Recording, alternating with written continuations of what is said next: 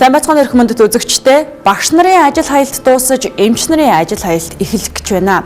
Засгийн газрын зүгээс эх хонд эрүүл мэндийн салбарын ажилтнуудын цалинг 15%-аар нэмэгдүүлэхээ мэдгдсэн ч энэ нэмэгдлийг эмч нар хүлээн зөвшөөрөхгүй.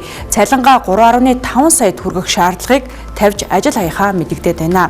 Эрүүл мэндийн яамнаас өгч байгаа мэдээллээр төрийн үйлчилгээний салбарын ажилтны үндсэн цалингийн дундаж хэмжээ энэ онд 1.2 сая төгрөг. Үүн дээр ажилласан жилийн нэмэгдэл, мэрэгжлийн зэргийн нэмэгдэл, орон нутагт ажилладаг бол энэ нэмэгдэл, хөдөлмөрийн онцгой нөхцөлийн нэмэгдэл, ур чадвар, үр дүнгийн урамшуулал, илүү цагаар ажилласан нэмэгдэл зэрэг ороод нийт салбарын дундаж цалин 1.8 сая төгрөг байна.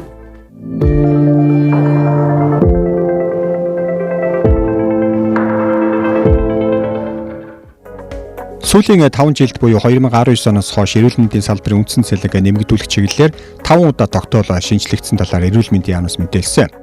Тодорхойлбол 2022 онд эрүүл мэндийн салбарын төрийн үйлчлэгээний албан тушаалын болоод төрийн байгууллагын хэвийн үйл ажиллагааг хангахад туслах албан тушаалын цалингийн доод хэмжээг 8-аас 13%-аар 2 удаа, 2023 онд 27-аас 45%-аар 1 удаа, 2024 онд 6-аас 20%-аар 2 удаа нэмэгдүүлжээ. Энэ оны байдлаар эрүүл мэндийн салбарын ажилтнуудын нийт цалингийн хэмжээг харуул эмнэлгийн захирал, дарга, дэд дарга нар 2.7-аас 3.2 сая төгрөг, ерөнхий нарийн мэрэгжлийн эмч нарын цалин 2.2-оос 3 сая төгрөг, эрчим тэмчилгээ, мэдээг үзүүлэлт, яаралтай тусламж, гэмтэл, их хүүхэд, хавдрын эмч нарын харай өндөр буюу 3.1 сая төгрөгийн цалинтайгээд 2.2-оос 3.1 сая төгрөгийн хооронд байгаа юм байна. Харин совилогчдын хувьд 2.2-аас 2.5 сая төгрөгийн цалинтай байгаа бол туслах, жолооч, лабораторийн шил угаагч зэрэг ажилтнууд 1.7-оос 1.9 сая төгрөг, нягтлан, нярав, сантехникч, асрагч, үйлчлэгч, жижүүр зэрэг төрийн үйлчлэгээний бусад ажилтнууд 1.5-аас 2.2 сая төгрөгийн хооронд цалин авч байна.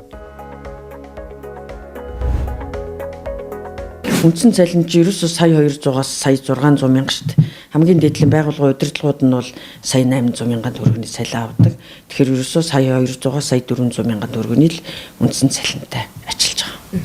Монголын эрүүл мэндийн ажилтны үйлдвэрчний холбооны гүйцэтгэх зөвлөлд бас 13 дугаар хуралдлаа. За энэ хурлаас бол одоо нэлээд олон санал санаачлаг гарч маш олон талаас нь ярьж агаад ерөөсөө л ажил хаялтаа хийнэ гэсэн олон мянган эмч ажилтнуудын одоо санал нэгтгэгдэж ирсэн болохоор ерөөсөө ажил хаялт гэдэг дээр бол бүгд 100% нэгдсэн. Тэгээд 40 өдрийн гүйцэтгэх зөвлөлийн хурлын шийдвэр бол одоо яг ажлаа хаяа гэсэн юм шийдвэр гарсан.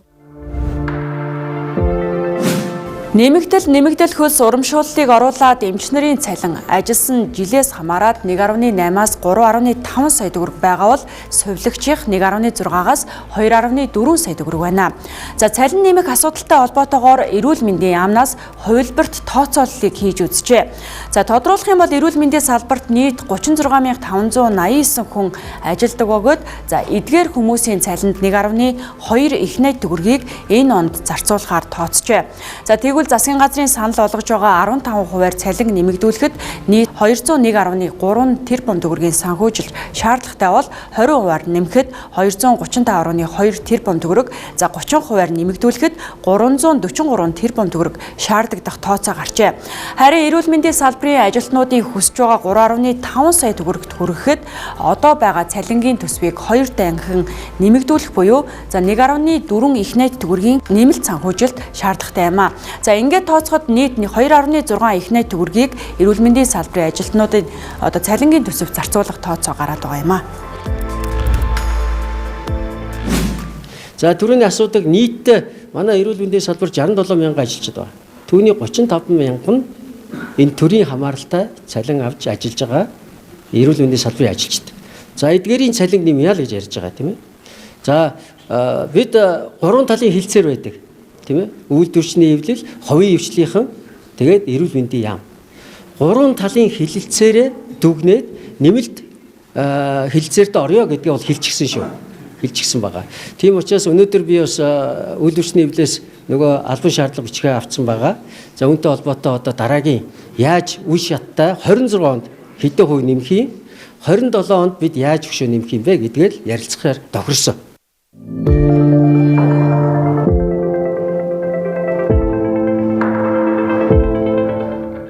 За төсвөөс биш даатгалын сангаас санхүүждэг учраас эрүүл мэндийн салбарын цалинг нэмэхийн тулд эрүүл мэндийн даатгалын сан тогтолцоог шинжлэх, эрүүлжүүлэх шаардлагатай гэдгийг эрүүл мэндийн сайд хэлж байна. Цоорхоо шанах шиг болсон эрүүл мэндийн даатгалын сангийн орлого нэмэгдэж байгаа хэдий ч зарцуулалт түүнээс давж өссөөр өнөөдөр сан хооцорч өөр төлбөрт нэмэгцээр дампуурах эрсдэлтэй нүүр тулаад байгаа юм а. Монгол улс урдаан ярьдаг л одоо хүмүүс агаас найдлага тавьж орж ирдэг газар байхгүй тий. Тийм учраас ерөөсө цаг алдахгүй. Минут алдахгүй л энэ тэр одоо байх ёстой юмнуудыг одоо бүрэн бүтэн байлгаж хэрэгцээтэй юм нь хамгийн нэн төрөнд бүр нэгдүгээр байх ёстой байхгүй юу? Ер нь бол улсаас төсөв тавиад өгчихсөн байхад тэрийг нь хангахгүй байна гэдэг бас байж боломгүй зүйл тийм ээ. Манай хүүхэд ингээл түнхэндээ үзүүлэх гэхээр түнхний цаг байхгүйгээд өнөөдөр үзүүлэх байсан нэгээ за тэгвэл дахиад хойшлуулчих гэсэн чинь сарын дараа болчих жоох байхгүй юу? Амьд хариуцж байгаа байгууллагын хариуцлагагүй байж болохгүй шүү дээ. Хамгийн чухал бидний ирээдүйн болсон хүүхэд чинь хамгийн чухал байх ёстой. Тэгэхээр ийм хариуцлагагүй байж болохгүй гэж бодож байна. Эмнэлгийн орны тоо, ажиллах орон тоог үндэслээд тооцсон төсөв хуваарлах тогтолцоог 2021 оноос өөрчилж, эмнэлгийн үзүүлсэн тусламж үйлчилгээнийхэн чанар үр дүнгээ харгалзан санхүүжилт олгох шинжилгээг хийсэн. Ингэснээр үйлчилгээний хүртээн хэмжээ сайжрах, нөгөө талд эрүүл мэндийн салбарын санхүүжилт өсөх, цалин хөлс нэмэгдэх боломж бүрднэ гэж харж байсан ч, эсвэргээрээ даатгалын сангийн мөнгө хяналтгүй урсгах цоргыг нээсэн үйл явдал болж хувирсан. 2025 онд эрүүл мэндийн даатгалын сангийн төсвийн орлогыг 2.5 их найт төгрөг байхаар баталсан. Ингэхдээ ажил олгогч даатгуулагчийн төлбөр шимтгэл 1.1 их найт төгрөг, төр даатгалыг нь хариуцах иргэдийн шимтгэл 352.2 тэрбум төгрөг, бусад даатгуулагчийн төлөх шимтгэл 49.8 тэрбум төгрөг, төр хариуцах тусламж үйлчилгээнд улсын төсвөөс олгох санхүүжилт 921.6 тэрбум төгрөг гэж тооцсон. Харин зарлагыг 3.2 их найт төгрөг байхаар баталсан. Лавлгаа шатны эмнэлгийн тусламж үйлчилгээнд 1.2 их найт төгрөг, анхан шатны тусламж үйлчилгээнд 533.4 тэрбум төгрөг, эмийн үнийн хөнгөлөлтөд 171 тэрбум төгрөг гих зэргээр хуваарлахаар тооцсон ч он дуусгаас өмнө орлогоо давсан зарлаг гаргаж өөр төлбөр нэмэгдсээр. Энэ оны эхний 10 сарын хүлээгдэж байгаа гүйцэтгэлээр лавлгаа шатны эмнэлгийн тусламж үйлчилгээний зардал батлагдсан дүнгээр 183.4 тэрбум төгрөгөөр давсан бол эмийн үнийн хөнгөлөлтийн зардал 40.6 тэрбум төгрөгөөр хэмжээнээсээ давжээ.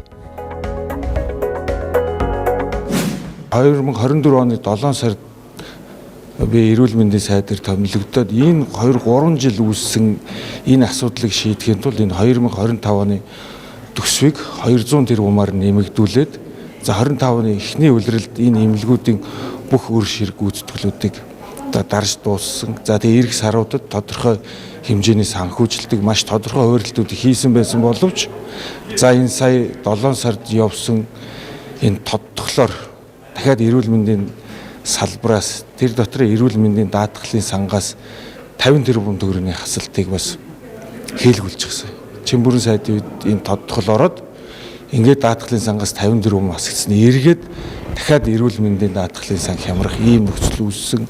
За нөгөө талдаа энэ жил хувийн эмнэлгүүдэд, хувийн эвшлүүдэд өгөх санхүүжилтийг багасгахаас өөр арга байхгүй байсан учраас бараг 50% бууруулсан хэдий боловч энэ санхүүжилтийг бүх 12 сарын хугацаанд тэгш ингэж олох байсан боловч энийг эхний 9 сарын хугацаанд хувийн хвшлийн байгууллагуудад олгосноор одоо хувийн хвшлийн байгууллагууд маань санхүүжилт байхгүй, улсын эмнэлгүүд маань тодорхой хэмжээний санхүүжилтийг 8-9 сарын хүртэл санхүүжилтээ авч чадахгүй ийм нөхцөл байдал үүсэх хэмжээний ийм доголдлыг үүсгэж байгаа юм аа. Харамсалтай одоо эрх зүйн орчин шинжлэгдсэн ч гэсэн эрүүл мэндийн одоо даатгалын сангийн өр төлбөр одоо дааж давшгүй одоо нэмэгдэж улмаар одоо бас дампуурлын эрмэгт тулаад байгаа юм аа. Эрүүл мэндийн даатгалын сан 2020 онд 2.6 тэрбум төгрөгийн өр төлбөртэй байсан. За тэгвэл 2021 онд 264 тэрбум, 2023 онд 218 тэрбум, 2024 онд 316 тэрбум төгрөгийн өр төлбөр үүссэн. Үүнийг байнга улсын төсвөөс одоо нөхөж бүрдүүлж төлж явж байгаа. За 2025 оны хүлээгдэж байгаа гүйцэтгэлээр 280 тэрбум төгрөгийн одоо өр төлбөр үүсэх юм одоо тооцоод гарч байгаа. Яагаад ингэж жил болгон алдагдaltaй ажиллаад байдаг юм бэ гэдэг дээр бас энэ ажлын хэсэг одоо хямд шалгалт хийсэн. За эрүүл мэндийн даатгалын сангийн одоо өр төлбөрт одоо баригдаж үйл ажиллагаанд доголдоход одоо ямар хүчин зүйлс нөлөөсөн байна уу гэдэг дээр бас дүгнэлт гаргасан. Ингээд үзэхэд нэгдүгээрт одоо хязгаарлагдвал их үүсвэртэй хэрнээ одоо хязгааргүй санхүүжилт олгож байсан ийм гажуудал энэ одоо байгууллагад бий болж энэ санд. Өөрөөр хэлэх юм бол одоо эрүүл мэндийн тусламж үйлчилгээ авч байгаа иргэний эрүүл зардлын одоо төлбөрийг хязгааргүйгээр эрүүл мэндийн даатгалын сангаас одоо олгох тогтолцоон шилжсэн нь өнөөгийн одоо хүндрэлтэй байдлыг үүсгэсэн байна. Тухайлбах юм бол одоо батлагдсан төсвийг 2023 онд 184 тэрбум төгрөгөөр 2024 онд 200 орчим тэрбум төгрөгөөр одоо хэтрүүлж ёроолгоо савнаас одоо тийм үү мөнгө одоо олзруулж байгаа мэт одоо ингэж загнаж байсан одоо өнөөдөр нэг том одоо алдагдал үүсэх эрүүл мэндийн даатгалын сан энэ тогтолцоо одоо доголдоход хүрсэн байна. 2024 онд эрүүл мэндийн даатгалын сангаас 2.8 сая иргэн тусламж үйлчилгээ авсан бол нийт тохиолдлын тоо 26.3 сая төгрөсөн байна. За үүнээс 2 сая төгрөгөөс дээш санхүүгийн хамгаалалт авсан даатгуулагчийн тоог харвал 142 мянга байсан байна. За энэ оны 9 сарын байдлаар манай улсын 3.2 сая иргэн эрүүл мэндийн даатгалд хамрагджээ. За гэхдээ даатгал төлсөн ч даатгалын үр шимийг хүртэж чадахгүй байдал нөхцөл улам хүндэрсээр байна. Даатгалын сангийн зарлага орлогоос хэд давж үр төлбөр нэмэгдэж байгаа учраас эрүүл мэндийн даатгалын сангийн зарлагад зарим арга хэмжээг авч хэрэгжүүлээд байгаа. За тухайлах юм бол лавлгаа эрүүл мэндийн байгууллагуудтай одоо төсөв тавьж гэрээ байгуулсан. За архаг тусламж үйлчилгээг хязгаарлах, за урьдчилсан сэргийлэх тусламж үйлчилгээг 10 сарын 1-ээс зогсоосон. За 10-аас 12 дугаар сард зарим хувийн эмнэлгүүдтэй гэрээ байгуулах явдлыг зогсоосон. За төсвийн тодтголтой холбоотой зарим төсвийн бууралт болоод за бусад тусламж үйлчилгээний хэмнэлтгээд 200-аад тэрбум төгрөгөөр хэмжигдэх арга хэмжээг аваад байгаа юм а. За цаашаад эрүүл мэндийн даатгалын санд хийсэн хяналт шалгалтын хүрээнд илэрсэн зөрчлийг хууль хяналтын байгууллага шилжүүлэхээр босон талаар засгийн газрын хуралдааны шийдвэр гараад байгаа юм а. Эрүүл мэндийн даатгалын сан 23-аас 24 онд ямар нэгэн хязгаарлалтгүйгээр ерөөсө ковид цар тахлын үед бол замбраагүй явчихсан, тэрнийгээ хянаж чадхаа болчихсон. Тэгэл одоо нэхэмжлэг эрүүл өгдөг ийм одоо ерөөсө ёроолгүй сав шиг болчихсон.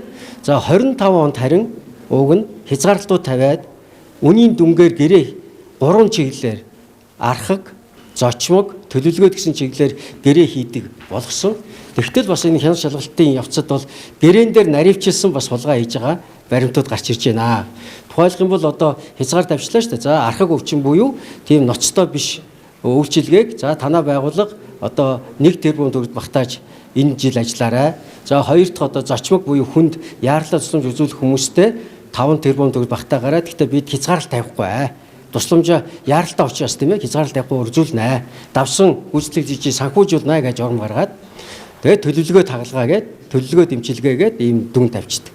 Тэгтэл яг гэрээ хийгээд дуусчаад тохирчоод үнийн дүн тохирчоод байхад гэрээний яг одоо явцын дунд өөрчлөлт оруулдаг, дүнгийн өөрчилдөг. Нөгөө архагч уг нь баг дүнтэй байсныг их болгоод зочмогоо зориуд баг болгоод нөгөө яаралтай тусламжаар ирсэн улсуудаа олныг имчилгээ тэгтээ дөрөв өхөн эмчин хязгаарыг багасгаал гих мэтлэнгээр ерөөсөө нэг ийм нарийн одоо энийг бол шууд хулгай гэж хэлнэ шүү дээ. Хулгай. Энэ болгон бол эрүүл мэндийн даатгалын сангийн үйл ажиллагааг алдагдуулж байгаа юм байна. Эмнэлгүүдийн удирдлага хуурамч нэхэмжлэл үүсгэж эрүүл мэндийн даатгалын санг бас томх энэ одоо үйл явдал нэлээд газар авсан. Эрүүл мэндийн байгууллагуудын холбогд албан тушаалтнууд хуурамч нэхэмжлэл үүсгэх замаар төсвөөс одоо хөрөнгө завших илүү санхүүжилт авах орлого одоо хийж энэхүү зөрчлүүд нэлээд одоо даамж ирсэн байж байгаа. Энэ нь одоо 2023-аас 25 онд нэхэмжлийн хяналтаар нийтдээ 230 мянган алдаа зөрчил илэрсэнтээс харагдаж байгаа юм аа. Эрүүл мэндийн даатгалын сангийн одоо зарцуулалтын мөнгөн дөнгөний дөнгөж одоо 3.1-д хяналт тавихад иймэрхүү одоо асуудлууд гарч ирж байгаа. Тэ 230 мянга. За нөгөө ханаа төрсөн хүнийг хатгаа авсан байна гэдээ эмнэлэгт хэвтүүлдэг. Хавдаргуу одоо хөнгөн мэлсээс хүнийг тийм хавдартай байна гэж одоо эмнэлэгт хэвтүүлж одоо эмнэлгийн тусламж үйлчлэгээ үзүүлж одоо илүү их одоо зардал гаргадаг. За хөнгөн одоо мис ажиллбар хийх хүнийг одоо тийм хүнд одоо хагалгаа хийлгэж байна, хийлгэнэ гэдэг хийлгэлээ гэдэг ингээд эрүүл мэндийн даатгалын сангаас санхүүжилтийг авдаг. Ийм үйл явдал үндсэндээ хаасаагүй хувийн одоо төрийн эмнэлэггүй газар авсан иймэрхүү үйл явдал хавтгаарсан байна. Тийм болохоор одоо эрүүл мэндийн даатгалын сангаас завших одоо хуурамч нэхэмжил одоо илгээ санхүүжил авах явдлыг талсан зогсоох үүнд бас хууль хяналтын байгууллагад одоо оруулж шалгалт хийх юм шаардлагатай болж байгаа.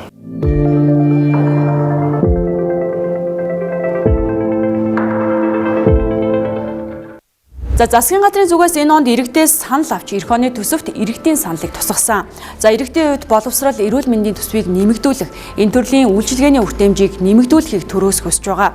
За харамсалтай нь иргэдийн хамгийн ихээр хүсэж байгаа эдгээр салбарууд ийхүү ар араасаа үйл ажиллагаа зогсох, доголдох эрсдэлтэй нүрт болж байна.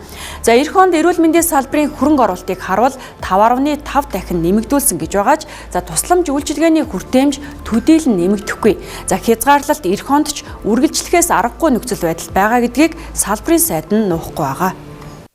Эрүүл мэндийн салбарын төсөв 2024 онд 2.4 их найд төгрөг байсан бол 2025 онд 2.8 их найд төгрөг байхаараа баталсан ч тодтоглоор 2.7 их найд төгрөг төрөгсөн.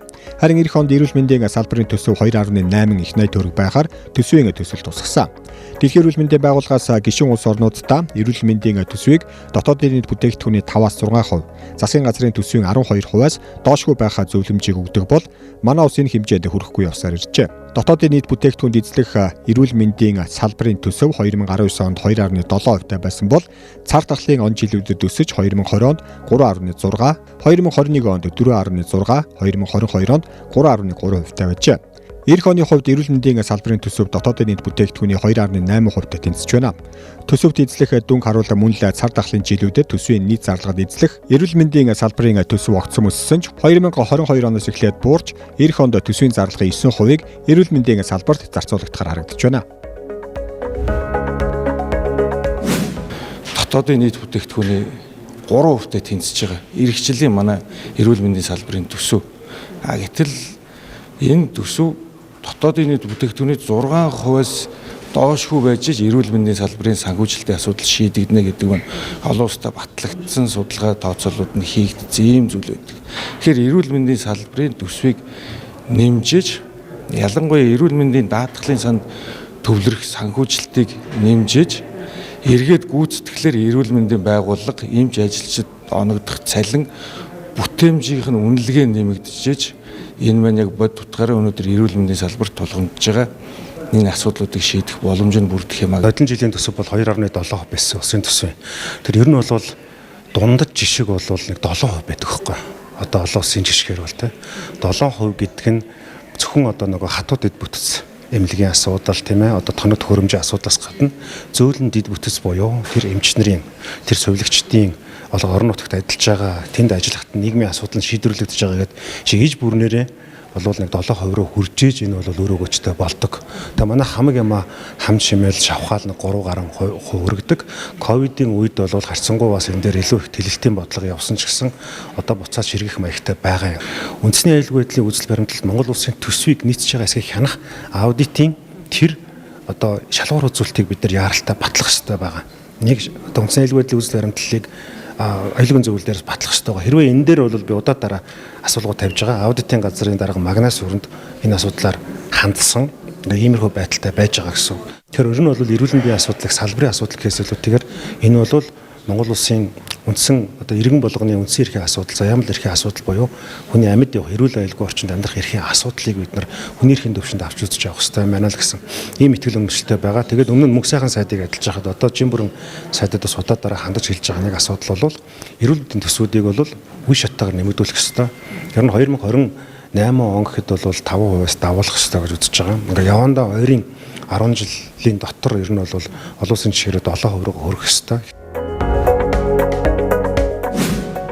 2026 онд эрүүл мэндийн салбарын төсвийг улсын төсвөөс 207.5 тэрбум төгрөгийг, улсын төсвийн хөрөнгө оруулалтаар 211.6 тэрбум төгрөг, даатгалын сангаас 2.3 их найд төгрөг байхаар орлогыг тооцжээ. Үүнийг эмнэлгийн тусламж үйлчлэгээнд 2.3 их найд төгрөгийг, нийгмийн эрүүл мэндэд 120.1 тэрбум төгрөг, эрүүл мэндийн салбарын бодлого удирдлагад 116.9 тэрбум төгрөг, улсын төсвийн хөрөнгө оруулалтад 211.6 тэрбум төгрөг байхаар зохицуултыг хуваарлжээ. Эх онд иргэн төвтэй тусламж үйлчлэгээг хүргэх тогтолцоог бүрдүүлэхээр анхан шатлалын тусламж үйлчлэгээг хөгжүүлэх, тусламж үйлчлэгээний төвлөрлийг сааруулах, хүртээмжийг нэмэгдүүлэх, тарифын тохируулга хийх, салбарын чадахыг нэмэгдүүлж, гадагш явах урсгалыг бууруулахаар Монголд шинээр нутагшуулах тусламж үйлчлэгээний тоог 4-өөр нэмэгдүүлэхээр тооцжээ. Харин нийгмийн эрүүл мэндийн тусламж үйлчлэгээний хүрээнд эрт илрүүлгийн тогтолцоог сайжруулахад 45.2 тэрбум төгрөг, өвчний хяналт сэргийлтийн тогтолцоог сайжруулахад 30.4 тэрбум төгрөг зэргийг зарцуулахаар тооцжээ.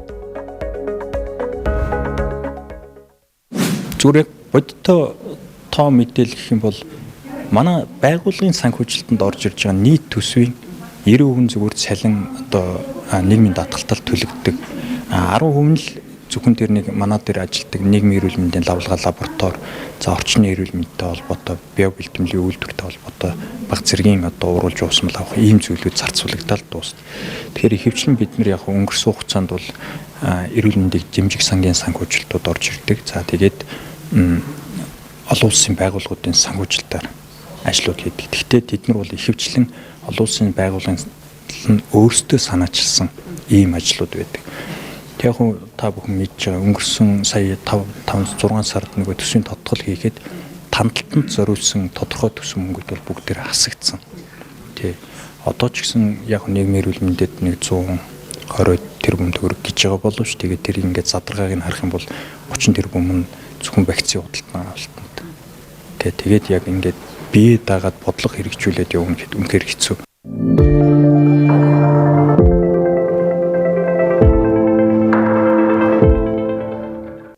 За эх онд Азийн хөгжлийн банкны 225 сая долларын зээлээр 17 аймгийн нэгдсэн эмнэлгийн барилгыг шинжлэх, өргөтгөх хилцээр хийгдэхээр байгаа бол за төсвийн хөрөнгө оруулалтаар 2 төсөл арга хэмжээ шинээр эрүүл мэндийн салбарт эхлэхээр байна. За 234.2 тэрбум төгрөгийн төсөвт өртөгтэй хавдар судлалын үндэсний төвийн одоо 2 буюу цогцлбарын АЦ блокийн барилга гадна шугамшилжээний санхүүжилтэд эх онд 40.5 тэрбум төгрөг төсвөлсөн бол за Булган аймгийн Булган суманд 100 ортой эмнэлэг барихад 38.7 тэрбум төгрөг шаардлагатаагаас за эх оны төсөвт 9 тэрбум төгрөгийн санхүүжилтийг гаргахаар төсвийн төсөл тусгасан байна. Төсвийн зориулт нь өөр л дөө. Бид бол өнгөрсөн 100 хоногт Азийн хөгжлийн банктай төслөө танилцуулж олон талын хүсэл тавьсны үр дүнд бүх аймагуудад яаралтай эрчим тэмцээлгээ харуулж шигдээс гэмтэл ослын шалтгаантай тусламж үйлчилгээг нэвтрүүлэх 220 сая долларын санхүүжилтийг батлуулсан. Энэ бол зээл. Энэ бол одоо хөрөнгө оруулалтыг 5.5 дахин нэмэгдүүлэхийн гол үүрэг гүйцэтгэсэн төсөл байна. Энэ төсөл хэрэгжүүлснээрээ бид ойрын 3 жилд бүх аймагуудад харуулж шигдээсээр хүн нас баралтыг бууруулах, гэмтэл осолд орсон тохиолдолд төрийн тусламж түргэн хүрдэг байх энэ тогтолцоог аймгийн нэгдсэн эмнэлэг бүрд эрчим үйлчилгээний ор том насанд хүрсэн болон хүүхэд няраад зориулсан орыг бий болгоно. Тэгэхээр 2014 оноос эхлэн эдис эргэтэн шилжүүлэн суулгах төвийн барилгыг бол барих ажлыг бол одоо эхлүүлж 2025 оны төсөвдөр 40 тэрбум төгрөгийн төсвийг бол суулгасан байдаг. Тэгэхээр энэ санхүүжилтээр өнөөдөр барилгын ажилд ихтийн эхэлж за 3 дахь давхар дээрээ бол бүтээн байгуулалтын ажил явж байгаа гэдэг үзэгч та бүхэн харж байна. Тэгвэл эх жил буюу 2026 оны төсвийн төсөлд энэ барилгад нийт 43.1 тэрбум төгрөгийн төсвийг бол төсвийн төсөлдөр суулгасан байна. Хугацаа ёсоор бол 2027 онд энэ барилга бол бүтэн ашиглалтанд орох ёстой. Тэгэхээр одоогоор жил болгон тодорхой хэмжээний төсвийг одоо суулгаж байгаа нь сайшаалтай хэдий ч за яг 27 онд үлдэгдэл 70 тэрбум за мөн энэ эмнэлгийн үйл ажиллагааг тогтвортой явуулахад шаардлагатай тоног төхөөрөмжийн зардлыг нэг жилд багтаан бүгдийг шийдэх боломжтой юу гэдэг асуудлыг одоо ярих нь бас зүүн хэрэг юм а. Монгол улсад эсэд эргэтэн шилжүүлэн суулгах үйл ажиллагаа эхлээд одоо үндсэндээ бол бараг 20 жилийн үрийг үзэж байна. Анх одоо бөөр шилжүүлэн амжилттай бөөр шилжүүлэн суулгасан цагаас эхлээд өнөөдрийн өдрийг тооцвол гэтэл өнөөдөр эсэд эргэтэн шилжүүлэн суулгах үйл ажиллагаа маань улам өргөжөөд за нэг шаардлагатай хүмүүсийн тоо бол улам л буурахгүй нэмэгдээд байгаа. Гэтэл төв нь одоо улсын нэгдүгээр гол үндсэн хамгийн том одоо энэ эргэтэн шилжүүлэн суулгаж байгаа улсын нэгдүгээр төв эмнэлэг нь 10 ортой ийм эргэтэн шилжүүлэн суулгах төв гэдэг нэг жижигхэн одоо хэсэг байна гэдэг бол одоо мэдээж шаардлага хангахгүй. Дээрээс нь энэтэй холбоотойгоор маш их ооч өрхөл, эгдэл, чирэгдэл тэгээд энээс болоод маш олон хүний аим хохирох ийм асуудал бол байгаа учраас бид нар одоо энэ төвөө хурдхан шиг л ашиглалтанд оруулж энэ олон хүний оочор дугаарыг бас нэг багасгаж энэ олон хүнийг бас нөгөө ертөнцид очихоос нь өмнө амийн аврах юмсан л гэсэн ийм сэтгэл зорилготой л байна. За эдээс эргэтэн шилжүүлэн суулгах төв барих ажлыг 2025 оноос эхлүүлээд байгаа. За энэ төвн дээшээ 7 доошоо 2 давхар болохоор зураг төсөл нь гарсан. За эргэтэн шилжүүлэн суулгахын өмнөх хяналтын болоод эргэтэн шилжүүлэн суулгасны дараах эрчим жимчилгээний эргэтэн шилжүүлэн суулгах мэс заслын зэрэг олон хэсэгтээ цогц төв болох учиртай юм а. За зөвхөн Монгол төдийгүй гадны улсад эдээс эргэтэн шилжүүлэн суулгасан иргэдийн тусламж үйлчилгээг энэ төв хариуцсан ажиллах бөгөөд за 2026 онд ашиглалтанд оруулахар төлөвлөсөн хэдий ч за эх онд энэ төсвийн төсөл зарцуулсан төсвийг хараад үзэхэд 2027 онд энэ төв дуусгах нэ гэдэг ийм ойлголт төрж байгаа юм а. За энэ мэт 2026 онд эрүүл мэндийн салбарт 28 төсөл арга хэмжээ үргэлжлэхээр байгаа бол 51 барилга байгууламжийн шин төсөл эхлэхээр төсвийн төсөл тусгасан байгаа юм а. Үзэгч та бүхэнд эрүүл мэндийн салбарын төсөв за түүнийг тойрсон асуудлыг энэ удаад тоомлог хүргэлээ. Хамт байсанд баярлалаа.